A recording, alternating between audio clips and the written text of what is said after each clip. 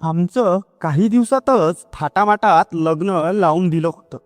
नंतर पूजा, देव इत्यादी सर्व सोपस्कार पूर्ण करून आम्ही दोघं शहरात फ्लॅटवर आलो. फ्लॅट खूपच भारी होता. मला स्वप्नवत होतं सर्व. आमची पहिली रात्र म्हणजे हनीमून फ्लॅटमध्येच झालं. पहिल्यांदा मी एका पुरुषाबरोबर वेळ घालवला. त्या रात्री माझे मिस्टर अंकित यांनी मला विश्वासात घेत माझ्या इच्छेनुसार त्यांनी मला अधिक त्रास न देता नवरा होण्याची जबाबदारी पार पाडली.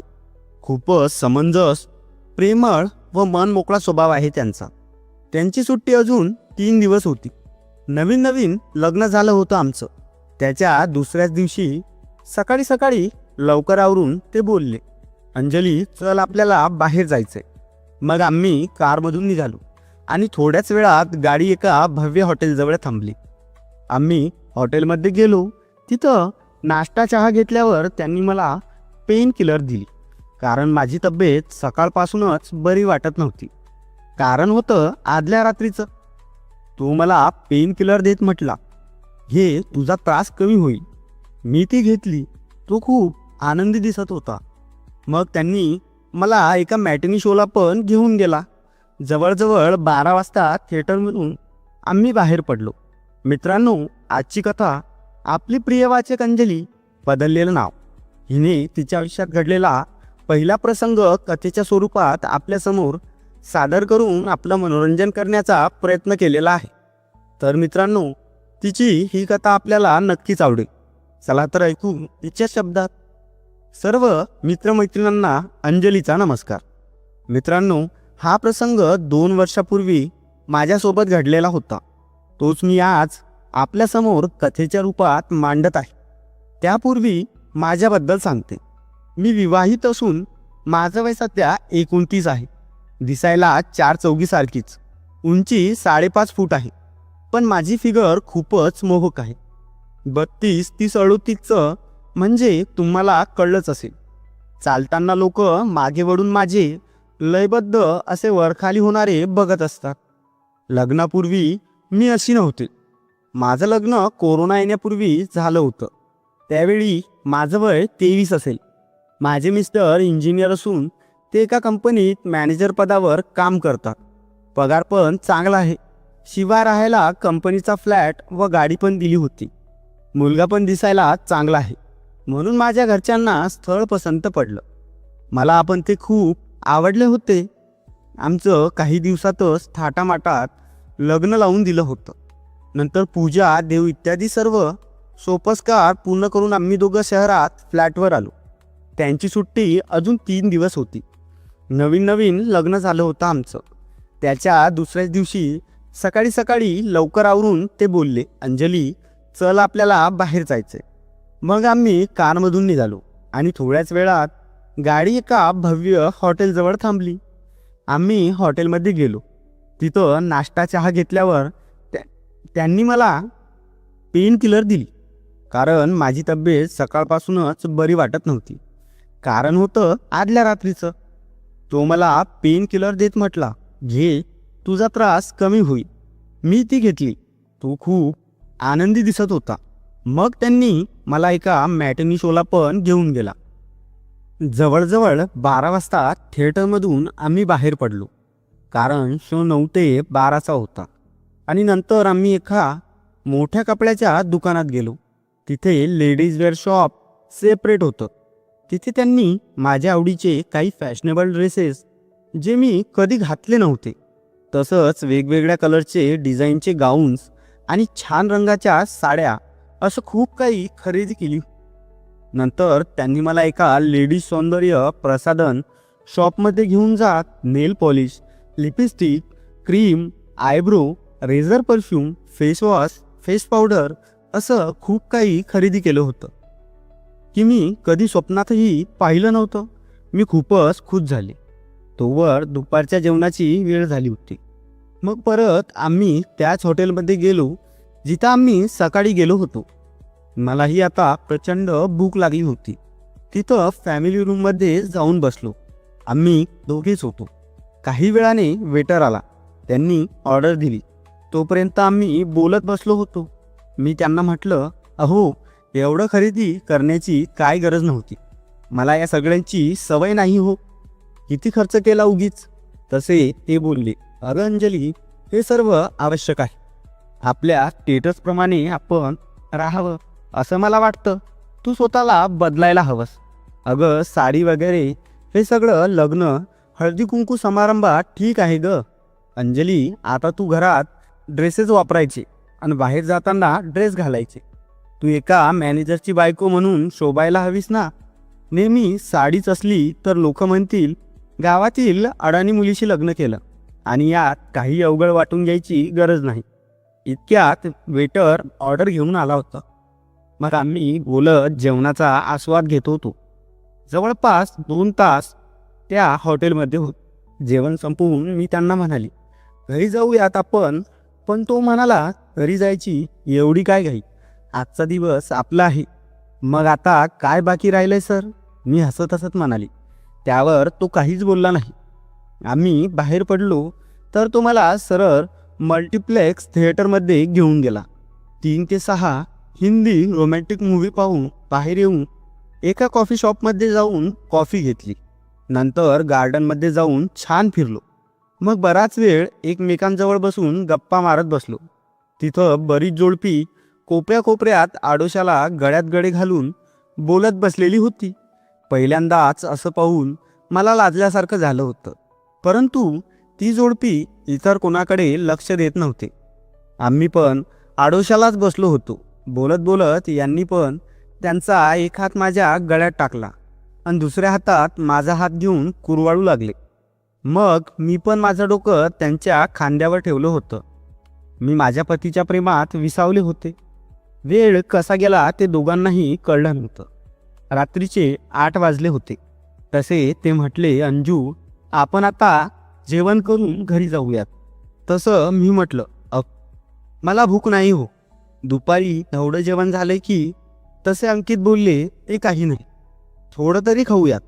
मग आम्ही थोडा नाश्ता करून त्यांनी आईस्क्रीम माझ्यासाठी घेतलं. मग ते संपवून 9 वाजता घरी गेलो. सर्व खरेदी केलेल्या पिशव्या घेऊन मी आत गेले आणि त्या वस्तू अलमारीमध्ये व्यवस्थित मांडत होते. मग दोघंही फ्रेश होऊन चेंज करून बेडवर झोपलो.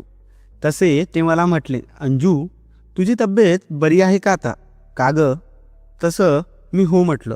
अशा प्रकारे 3 दिवस आम्ही दिवसभर बाहेर मनसोक्त फिरत असायचो आणि बाहेर जेवण करूनच रात्री झोपायलाच घरी येत होतो. आणि घरी आलं की 9, 10, 11 आमचा प्रोग्राम फिक्स होताच. नंतर सुट्टी संपल्यावर अंकित ऑफिसला जाऊ लागले आणि एवढं मोठं घर मला खायला उठल्यासारखं वाटू लागलं होतं.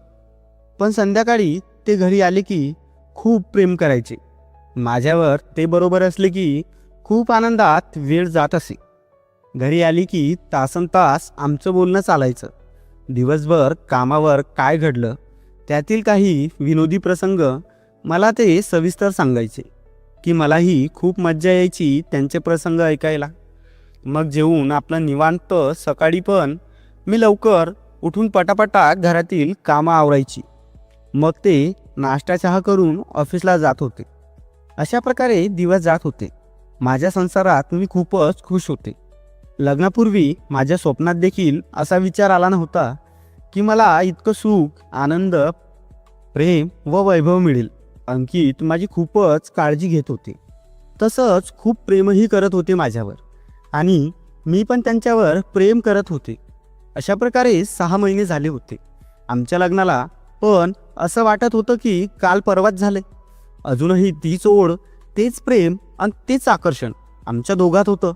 याचाच प्रत्यय माझ्याकडे पाहिलं की येत होता. म्हणजे जसं की एखाद्या रोपाला वेळेच्या वेळेला खत पाणी घातल्यावर ते रोप टवटवीत होऊन जोमाने वाढतं. यात तसंच काहीसं माझं झालं होतं. माझ्या चेहऱ्यावर वेगळंच तेज आलं होतं. एकदा अंकित पण म्हटले की, काय ग अंजू, तू दिवसेंदिवस किती सुंदर होत आहेस माहिती आहे का तुला? मी स्मितहास्य करत म्हटलं, हो का, हे सर्व तुमचेच प्रताप आहेत. एक दिवस सुद्धा खंड पडू देत नाही. पण आता उद्या तो दिवस आहे जिथं माझ्या आयुष्यातील कथेला एक नवं वळण, एक नवीन दिशा मिळणार होती. ते कसं चला सांगते. एक दिवस अंकित ऑफिसमधून घरी आल्यावर रात्री बोलले की अगं अंजू, 2 दिवसानंतर मला ट्रेनिंगसाठी 15 दिवस दिल्लीला जावं लागणार आहे. मग तू एकटी राहशील ना ग? नाहीतर कुणाला तरी बोलून घेऊ तुझ्या घरातून, जसं की तुझी आई, आत्या, मावशी. अहो, एवढ्या मोठ्या घरात एकटीनं राहायचं म्हणजे आत्ताच माझ्या अंगावर काटा आलाय हो. तुम्हाला ते कॅन्सल करता येणार नाही का? तुमच्याशिवाय खूप एकटं वाटेल बघा. दिवसाचं काही वाटत नाही हो, पण रात्र काढायची म्हणजे मला भीतीही वाटते, माहिती आहे ना तुम्हाला. तसे ते समोर बसत बोलले, अगं अंजू, माझ्या पण जीवावर आले तुला असं एकटीला सोडून जायचं, पण नाईलाज आहे ग माझा. तसं मी म्हटलं ठीक आहे, मग मी माझ्या मावशीच्या मुलाला बोलवून घेते. तसे त्यांनी पण खुश होत होकार दिला. मग 2 दिवसात मी त्यांना लाडू, चिवडा, शंकरपाळे असे काही पदार्थ बनवून त्यांना देण्यासाठी डबे भरून ठेवले होते. जाण्याच्या आदल्या रात्री दोघांनी मिळून सर्व पॅकिंग करून बॅग भरून ठेवली होती. ते सकाळी 9ला उठले होते. मग अंघोळ करून नाश्ता, चहा सर्व झालं. त्यांची फ्लाईट संध्याकाळी 5 वाजता होती. त्यांना किमान 3 तास तरी आधी घरातून निघायचं होतं, म्हणजे 2 वाजता ते निघणार होते. दुपारी 1च्या दरम्यान माझ्या मावशीचा मुलगा आला. त्याला पाहून मला खूपच आनंद झाला. तेवढ्यात त्यांनी आतून आवाज दिला, काय गंजू, कोण आले? अहो, सुमित आलाय, माझ्या मावशीचा मुलगा. तसा तो बाहेर आला. तसं सुमित त्यांना नमस्कार करू लागला होता. तसं यांनी सुमितला आलिंगन देत म्हटलं, बरं झालं रे, तू अगदी वेळेत आलास. मग त्यांची बॅग आत ठेवून तो फ्रेश झाला. आम्ही तिघेही जेवायला बसलो होतो. जेवत गप्पा मारत होतो आम्ही. जेवण झाल्यावर यांनी फोन करून कॅब बोलावली होती. कॅब बरोबर 2 वाजता आली होती. मग सुमितने त्यांना बॅगा ठेवायला मदत केली होती. सुमित हा माझ्या मावशीचा मोठा मुलगा. इंजिनिअरिंग करतोय. 21 वय असेल. दिसायला स्मार्ट आहे. उच्चपुरा अंगकाठीने तगडा आहे. मन मोकळं बोलणारा त्याचं व माझं खूप जमत असे. म्हणजे चेष्टा मस्करी वगैरे. छोटा असताना खूप खोड्या काढायचा. त्यांना निरोप देत आम्ही घरात आलो.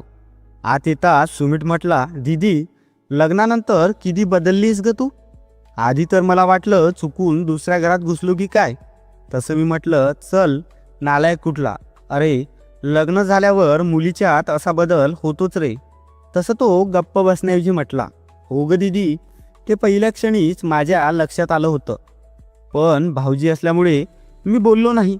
पण तू खूपच सुंदर दिसतेस बघ, खूपच आवडलीस मला. तशी मी हसत बोलले, हो का, मी आता सुंदर दिसते, आधी सुंदर नव्हते असं म्हणायचं आहे का? पण तुझी नजर खूपच पारखी झाली रे सुमित. कॉलेजमध्ये असंच मुलींना पाहत असतोस का दिवसभर? तसा तो बोलला. काही काय बोलतेस दीदी, मी तसा आहे का ग? तसं मी म्हटलो, हो का, मग कसा आहेस? अरे, माझं एवढं कौतुक करत होतास म्हणजे तुझी एखादी प्रेयसी असेल कॉलेजमध्ये. तसा तो म्हटला, नाही ग दीदी, वेळच मिळत नाही ग. खूप इच्छा असूनही तसं काही करता येत नाही बघ. तशी मी, हो का, बापरे, मग कसं काय सांभाळतो स्वतःला? मी मुद्दामच त्याला चिडवत होते.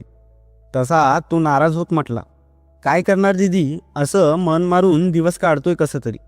अजून 1 वर्ष कसं तरी काढलं की मग मोकळा होईल बघ दीदी.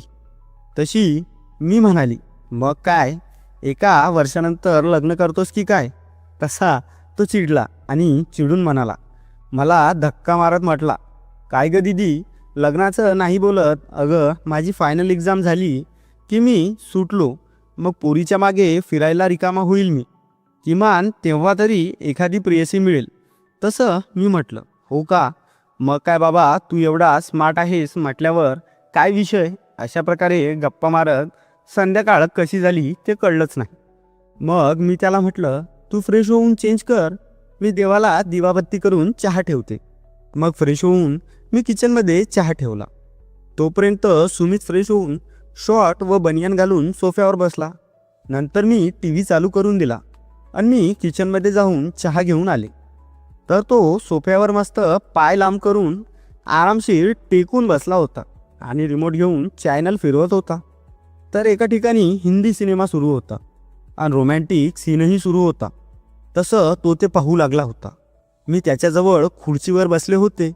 चहा पित आम्ही सिनेमा बघत होतो. नंतर त्याने परत चॅनल बदलत एक हॉलिवूड चित्रपट लावला. तिथंही जरा वेगळंच काही चालू होतं. तो ते पाहू लागला होता. मी त्याच्याजवळ खुर्चीवर बसले होते. चहा पित आम्ही चित्रपट बघत होतो. चित्रपट पाहून मलाही कसं तरी होऊ लागलं होतं. तोपर्यंत चहा पिऊन झालं होतं. मग मी उठत त्याकडे दुर्लक्ष करत कप घेऊन किचनमध्ये ठेवून परत येऊन बसले. मी परत आले तर तो लेडीज टेनिस मॅच बघत होता. मनाची शांती व समाधान करून घेत होता. मी नीट लक्ष दिलं तर त्याचा छोटा राजा मान वर करून उभा होता. पण मी तसं समजून घेतलं की तरुण आहे तो. हे वयच असं असतं की दैनंदिन जीवनातील छोट्या छोट्या गोष्टी त्यातच ते आनंद शोधत असतात. मग मुलं नको त्या वाईट मार्गाला लागतात. पण सुमित तसा नसावा. नंतर मी जेवण बनवायला किचनमध्ये गेले होते. अर्ध्या एक तासात मी उत्तम जेवण बनवलं. काही वेळाने मी डायनिंग टेबलवर सर्व तयारी करून सुमितला जेवायला हाक मारली. तसा तो टी व्ही बंद करून आला व माझ्यासमोर बसला. मी जेवायला वाढू लागले तसा तो माझ्याकडे तिरक्या नजरेने बघत होता. मी एकदम ढिलाढगळा ड्रेस घातला होता. त्यात माझ्या टॉपचा गळा मोठा असल्याने मी पुढे वाकून जेवण वाढताना त्याला बरंच काही दिसत होतं. पण मी त्याकडे दुर्लक्ष करत जेवण वाढलं आणि त्याला विचलित करण्यासाठी त्याला विचारलं, काय रे सुमित, मावशी काका वगैरे कसे आहेत रे? तसं तो म्हटला, दीदी सगळे मजेत आहेत. हळूहळू जेवत आम्ही दोघं गप्पा मारत होतो. पण त्याची नजर माझ्यावरच फिरत होती. पण मला त्याचं काही वाटलं नव्हतं. मी पण माझं लक्ष नाही असं दाखवत होते. जेवण झाल्यावर मी सर्व आवरेपर्यंत तो तिथेच बसून माझ्याशी बोलत होता. नंतर मी किचनमध्ये जाऊन भांडी घासायला लागले तरी तो तोंड फिरून माझ्याशी बोलत माझ्या मागच्या भागाचं निरीक्षण करत होता. मी अधूनमधून तिरक्या नजरेने त्याच्याकडे बघत होते. पण त्याला काहीच वाटत नव्हतं. तो काही ना काही विषय काढून बोलत होता. मला पण एकटी राहण्याऐवजी त्याच्याशी बोलायला आवडत होतं. आणि माझ्या मनात अंकितचा विचार आला. माझं काम आटोपलं गेलं. तसा तो उठून हॉलमध्ये गेला. रात्रीचे 9:30 वाजले होते. रात्रीच्या जागरणाने मला कधी एकदा झोपते असं झालं होतं. मी त्याला म्हटलं, मी झोपायला जाते, तू पण ये. झोपायला शहरात आम्ही फक्त 1 RK फ्लॅटमध्ये राहत होतो. त्यामुळे आराम करायची एकच रूम, तोच हॉल आणि तेच घर. मी परत त्याला खडसावून म्हणाली, जास्त वेळ TV बघत बसू नकोस. आणि मग मी बेडरूममध्ये जाऊन चेंज करत पिंक कलरचा गाऊन घातला. मग लाईट बंद करून ब्लू कलरचा 0 लाईट लावून निवांत पलंगावर पडले. काही वेळातच माझा डोळा लागला होता. नंतर मध्यरात्री माझ्या पोटावर कोणीतरी हात ठेवलाय याची जाणीव झाली. मी डोळे उघडून पाहिलं तर सुमितने हात ठेवला होता. त्याच्याकडे बघितलं तर डोळे मिटून घोरत झोपेत होता. मला वाटलं झोपेत चुकून ठेवला असेल म्हणून मी दुर्लक्ष करत डोळे झाकून घेतले होते. नंतर काही वेळाने माझ्या सभोवताली मला हालचाल जाणवली. पण मी तशीच झोपेचं नाटक करत पडून होते. नंतर अर्धा तास काहीच हालचाल नव्हती. म्हणून मी निश्चित झाले होते आणि मी समजून गेले की तो झोपेत आहे. पण काही वेळातच हालचाली अजून वाढल्या. बाहेर जोराने वारा सुरू होता. बापरे, मी तर हादरलेच होते. म्हणजे सुमित झोपेत नव्हता तर त्याच्या मनात काय आहे असे माझ्या मनात अनेक विचार येऊ लागले होते. आणि मी झोपेचं नाटक करत शांतपणे राहिले होते. पण अचानक सगळं शांत झालं. मी पण जास्त विचार न करता तशी झोपून गेले होते. सकाळी मी उठून पाहिलं तर सुमित झोपलेला होता. मी त्याच्या अंगावर चादर टाकली. नंतर मी खूपच खुश झाले होते. का पण ते मला माहीत नाही. मी छान अंघोळ करून फ्रेश होऊन बाहेर आली. माझे कपडे मशीनमध्ये टाकून ठेवले. मग बाहेर येऊन मी तयार झाले होते आणि सुमितला उठवायला गेले. तो अजून झोपलेला होता. मी त्याला हाक मारू लागले, पण तो काही उठेना. 10-15 जोराने आवाज ऐकल्यावर तसा तो डोळे चोळत उठून बसला होता. चल उठ, आता छान अंघोळ करून तयार हो. मग आपण दोघं बाहेर जाऊन नाश्ता चहा घेऊन फिरून येऊ. तसा तो खुश होत पटकन उठला आणि तशीच मला मिठी मारत बोलला, खरंच दीदी? हो रे बाबा, तू जा लवकर आणि सर्व आटोपून तयार हो. तोपर्यंत मी पण तयार होते आणि मी छानपैकी व्हाईट रंगाची टाईट लेगिन्स आणि स्काय ब्लू रंगाची कुर्ती घातली होती. नंतर लिपस्टिक, आयब्रो करत सर्व साज शृंगार करून तसेच थोडेफार दागिने घालून मी तयार होऊन हॉलमध्ये बसले होते. तो पण छान तयार होऊन आला होता. मला पाहताच म्हटला, वा दीदी, काय दिसतेस ग, तू एखाद्या हिरोईनसारखी. तसं मी म्हटलं, हो का, चल आता अधिक तारीफ नको करूस. ही घे बाईकची चावी, बाहेर काढ, तोपर्यंत मी घर लॉक करते. आम्ही दोघं एकमेकांशी या प्रकारे वागत होतो जसं काही घडलंच नाही. त्याला काय वाटलं होतं देव जाणे, पण मला तो आवडायला लागला होता. मग त्याने बाईक बाहेर काढली आणि मग आम्ही दोघं निघालो. तो खूपच स्पीडने बाईक चालवत होता आणि गर्दीतून पटापटा ब्रेक मारत होता. त्यातच बाईकचं सीट मागून उंच असल्याने मी सारखी त्याच्या अंगावर जात होते. बहुतेक तो मुद्दामच असं करत असावा. मी त्याला म्हटलं, सुमित, अरे सावकाश चालव ना बाईक, किती जोराने ब्रेक लावतोय.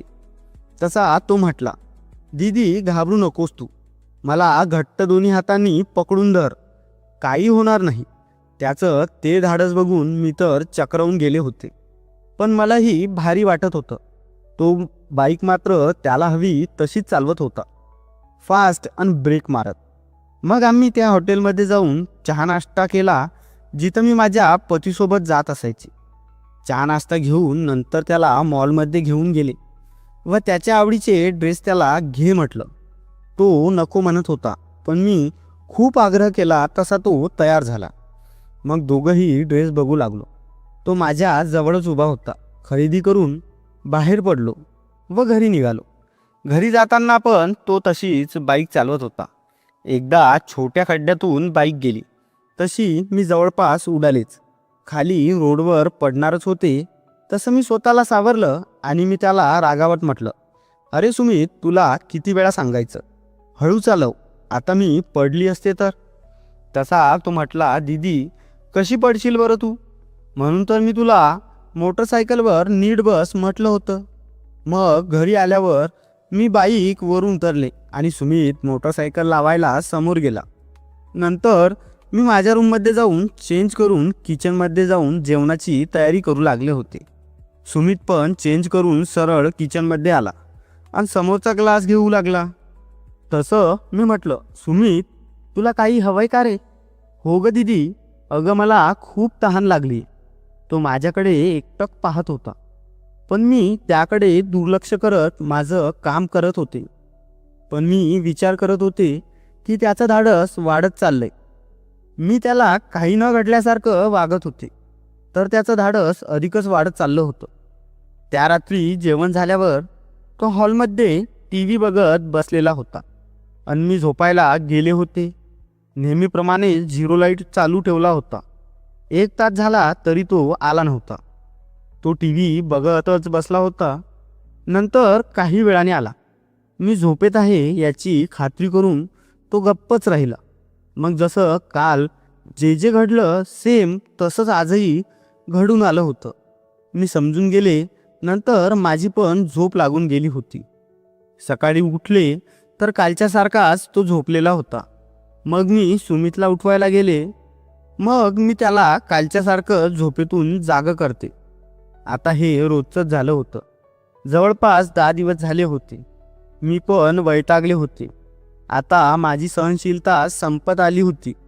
मला दररोज सवय लागली होती आणि आता एवढे दिवस झाले होते मी उपाशी होते, पण मी स्वतःहून त्याला कसं बोलणार होते. नंतर त्या रात्री जेवण झाल्यावर मी माझं काम आटोपत होते. सुमित टी व्ही बघत बसला होता. काम उरकून मी हॉलमध्ये गेले तर सुमित हिंदी मूव्ही बघत होता आणि नेमकंच रोमॅन्टिक सॉन्ग चालू होतं. सुमित, रोज उशिरापर्यंत नको ते बघत जागरण करतोस. आणि सकाळी उशिरापर्यंत झोपतोस. असं बोलून मी बेडरूममध्ये जाऊन 0 लाईट लावून झोपले होते. मग तो पण लगेच आला होता. माझ्याकडे तोंड करून म्हटला, दीदी मला तू खूप आवडतीस. तो सरळ सरळ बोलून गेला. मला पण आता माझ्या मनासारखं झालं होतं. पण मी मुद्दामच नकार देत म्हटलं, अरे वेडा आहेस का? हे जर त्यांना कळलं तर ते मला हाकलून देतील रे घरातून. तसा तो माझ्याकडे बघत म्हणाला, दीदी भाऊजींना कसं कळेल? मी तर सांगणार नाही. मग तू सांगणार आहेस का? मी थोडा वेळ गप्पच राहिली. मग मी पण त्याला सरळ सरळ शब्दात विचारलं की तू हे क्रिकेट खेळलास का? त्याने मान खाली घातली आणि म्हणाला नाही.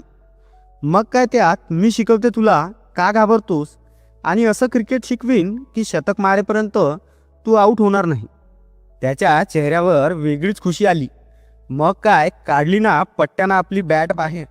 बॅट जरा जाळानी लांब होती, पण असू दे.